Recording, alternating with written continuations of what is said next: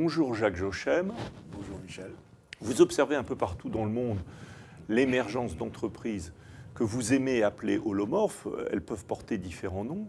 Nous aimerions pendant cette émission rêver un peu à un monde holomorphe.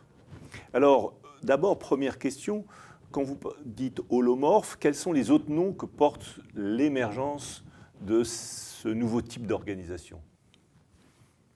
Le mieux, c'est que je prenne la petite liste que je me suis faite au moment où j'ai écrit le livre, qui vient de la compilation d'ouvrages récents qui sont parus. Il y en a une dizaine à peu près. Une bonne dizaine, oui, et fort à propos, d'ailleurs c'était le moment, et qui font un peu l'inventaire de ces bonnes adresses partout dans le monde. Certaines connues depuis fort longtemps, que nous avons connues il y a 30 ans, et d'autres plus récentes, qui sont des fraîchement converties plus récemment.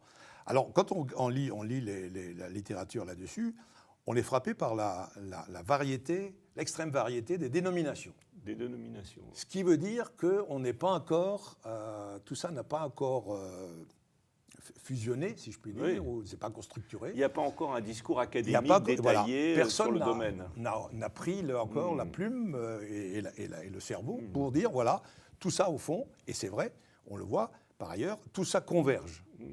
Ce ne sont pas des choses différentes, mais elles ont des appellations différentes, et chacun y rentre par sa lunette. Voilà, qui par les systèmes, qui par la complexité, qui par la philosophie.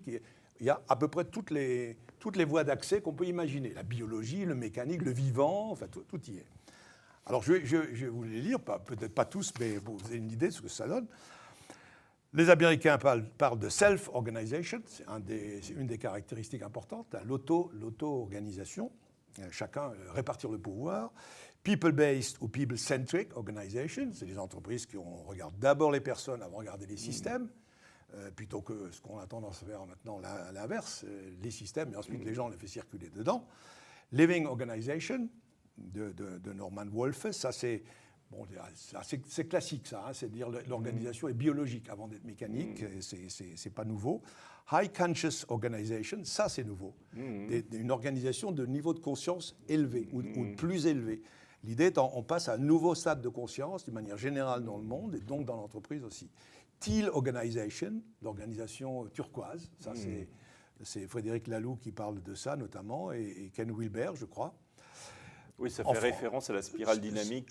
C'est ça. Voilà. Alors en France, on a auto-organisation. Auto-organisation. Avec une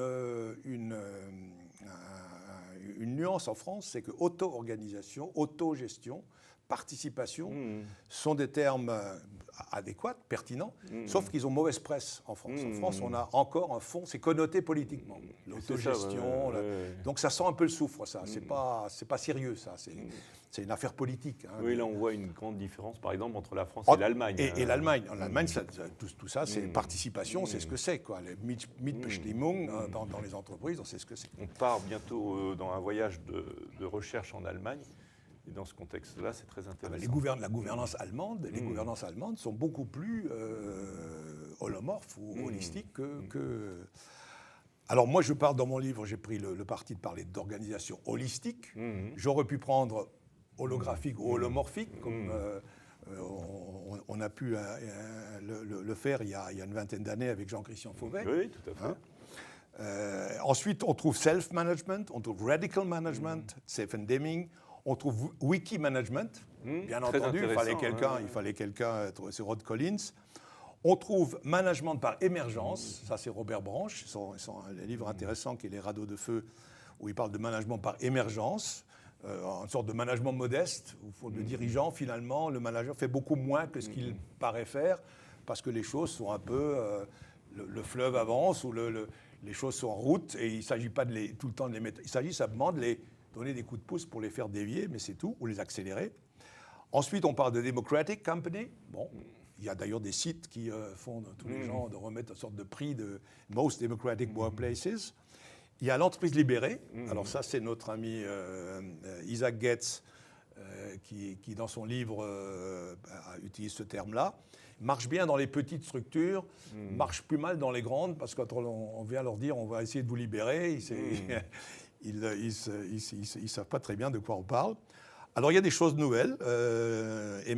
Holarchy, Oui. Holarchy, Voilà.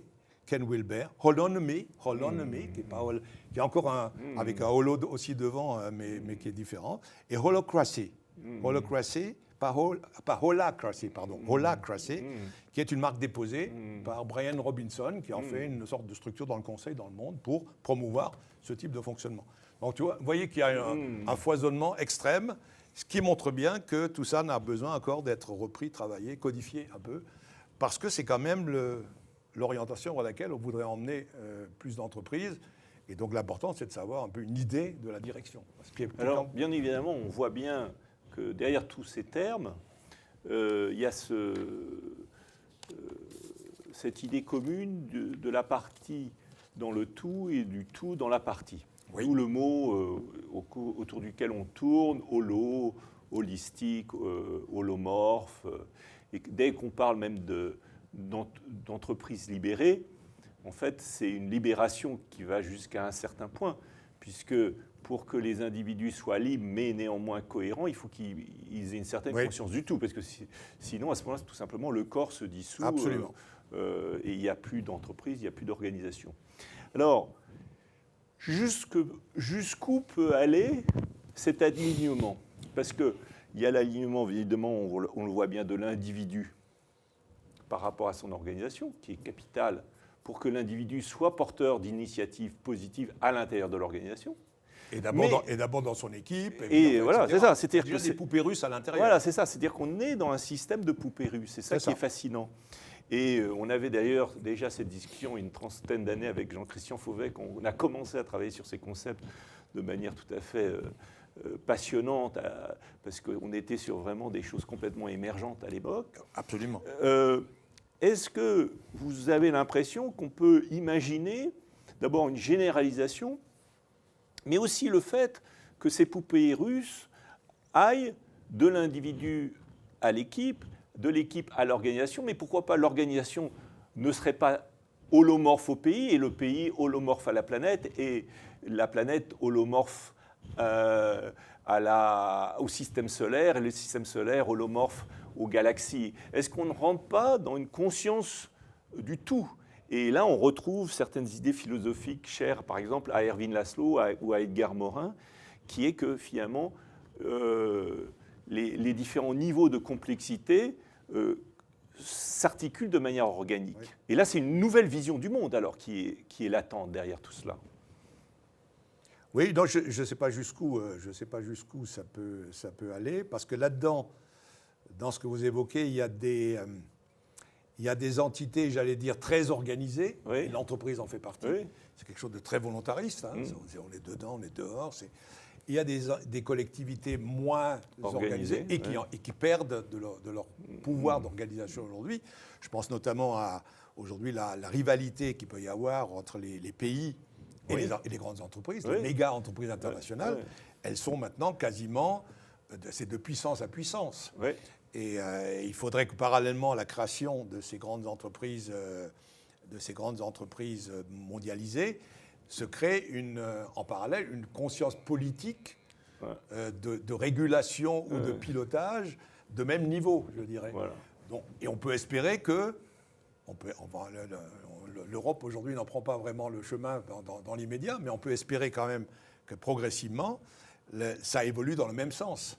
Peut-être d'ailleurs, on ne lit pas souvent ce phénomène dans ce sens-là, mais encore que je pense que les citoyens le lisent de cette manière-là. Les lanceurs d'alerte, au fond, c'est un peu des individus holomorphes qui se substituent et qui interrogent aussi bien l'État que les grandes entreprises. On peut voir que c'est un pouvoir politique émergent qui holomorphe, fait de la parce qu'à son niveau, il porte au fond, on pourrait dire le lanceur d'alerte à son niveau. Il représente le projet de l'ensemble. Voilà. Il travaille pour compte de l'ensemble. Et c'est bien la définition de l'holomorphisme. Hein. Et il y a la montée aujourd'hui du bien commun aussi. Tout le débat sur le bien commun qui touche à la fois les entreprises, évidemment, puisqu'elles sont confrontées à des biens communs comme l'air, l'eau, le climat, etc. Et puis le débat entre grandes puissances sur qu'est-ce que qu'est-ce qu'est le bien commun qu'on voit apparaître aussi dans les grandes discussions sur le climat. C'est ça. On voit, malheureusement, mais en même temps c'est un bien, malheureusement, la notion de bien commun apparaît du fait de la rareté du bien en question. C'est nécessité fait loi, quoi. Il faut qu'on s'en occupe, parce qu'effectivement c'est commun. Si on n'a plus pour le voisin, il n'y en aura plus pour moi non plus. Donc une conscience, effectivement, qui se... Donc tout ça va un peu dans le même sens, hein. Tu as raison, enfin vous avez raison. L'ensemble, on a l'impression que l'ensemble y pousse. Alors comment on peut imaginer un monde qui deviendrait complètement holomorphe? À quoi ça ressemblerait? Est-ce que ce n'est pas complètement angélique? Est-ce que c'est envisageable? Un monde sans dirigeant. Finalement, la quintessence de l'homorphisme, quand on se met complètement en haut à droite du modèle, quand on regarde le leadership, la vraie définition, ça serait no leadership. On le met dans les cases, on ne met pas ça, parce que ce n'est pas recevable, ça, bien entendu. Alors, il faut un leadership, c'est-à-dire il faut un cadre, il faut une intention, il faut une régulation, il faut un socle, mais pas forcément un leader. Ou une sorte de co-leadership, c'est-à-dire que ça serait presque un ensemble de sages. Il y a des décisions à prendre, mais ces décisions peuvent venir d'une collectivité, d'un rôle rempli par ou une personne qui change, d'un process dont on a décidé avant, et c'est le process qui est appliqué donne la décision. On a besoin de décision, on a besoin. Ça ne change pas. Le leadership est nécessaire. Et le leadership du monde aussi, elle sera nécessaire. La seule chose, c'est comment il sera exercé. Et s'il est exercé avec à la limite, c'est l'ensemble de la collectivité qui assure ce leadership, on est dans le... Alors ça, évidemment, parce qu'il y a un élément qu'on ne prend pas en compte dans toutes ces discussions, et surtout quand on parle de l'entreprise, parce que ça apparaît très vite, c'est un phénomène de pouvoir. C'est-à-dire tout ce qui peut jouer à l'inverse, qui peut ramer à l'inverse de ce qu'on dit là. Hein, la théorie permet ou pousse dans ce sens, mais il y a plein de grumeaux à l'intérieur, donc ils ne vont pas se laisser faire. J'ai attrapé, moi, un gros morceau de pouvoir, je ne vais pas le lâcher, sous prétexte d'holomorphisme et d'émergence. Il faudra le prendre. Vive la transformation. Merci Jacques Jochem, et à très bientôt pour un approfondissement de tous ces concepts. Merci beaucoup.